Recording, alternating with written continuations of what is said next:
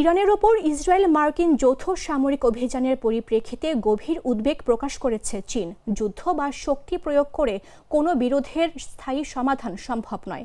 পরিস্থিতি শান্ত করতে খুব শীঘ্রই মধ্যপ্রাচ্যে তাদের বিশেষ দূত জাই জুনকে পাঠাচ্ছে চীন।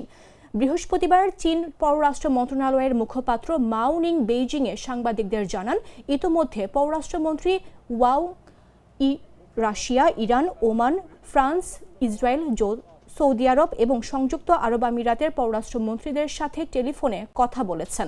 সামরিক অভিযান অবিলম্বে বন্ধ করতে হবে এবং সকল পক্ষকে দ্রুত বৈঠক ও আলোচনার টেবিলে ফিরে আসতে হবে। তিনি পক্ষগুলোকে আন্তর্জাতিক বাধ্যবাধকতা মেনে চলা এবং বেসামরিক নাগরিক ও স্থাপনার নিরাপত্তা নিশ্চিত করার আহ্বান জানান।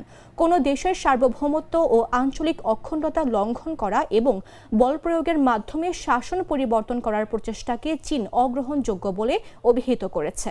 গত শনিবার থেকে শুরু হওয়া অপারেশন এপিক ফিউরিতে এখন পর্যন্ত 950 জনের বেশি মানুষ নিহত হয়েছে। এর মধ্যে ইরানের সর্বোচ্চ নেতা আয়াতুল্লাহ আলী খামেনি এবং মিনাবের একটি প্রাথমিক বিদ্যালয়ের 168 জন ছাত্রী রয়েছেন। এর জবাবে ইরানও ইসরায়েল এবং উপসাগরীয় দেশগুলোতে অবস্থিত মার্কিন ঘাঁটিতে পাল্টা ড্রোন ও ক্ষেপণাস্ত্র হামলা চালাচ্ছে।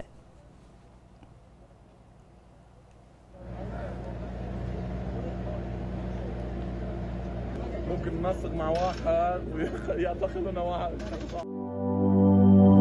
লাল সবুজের দেশে নতুন রঙের বেশে ঘরে বাহিরে সাজানো বলকে রেইনবো রেইনবো রেইনবো পেইন্টস রে সাশ্রয়ী দামে দেয়াল রাঙায় রেইনবো সবার রং সবার ঘরে ঘরে Rainbow Paints, the color of joy.